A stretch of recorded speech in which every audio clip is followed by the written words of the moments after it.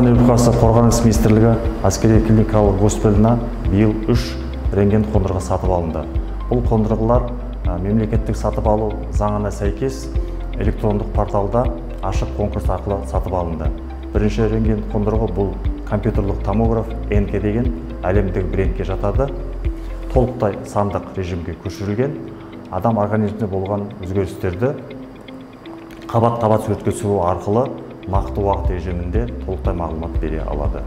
Екінші рентген қондырғы бұл Арт Диагностик 8 деген рентген қондырғы толықтай сандық режимге көшірілген, адам организмінде болған өзгерістер туралы нақты уақыт режимінде көрсетуге мүмкіндік береді. Яғни сүйек сынған кезде, кеуде қуысында болған өзгерістерді, өкпенің қабынуы кезде, және де ішкі организмдегі ішкі ағза органдарында болған өзгерістер туралы нақты уақыт режимінде толықтай мағлұмат бере алады.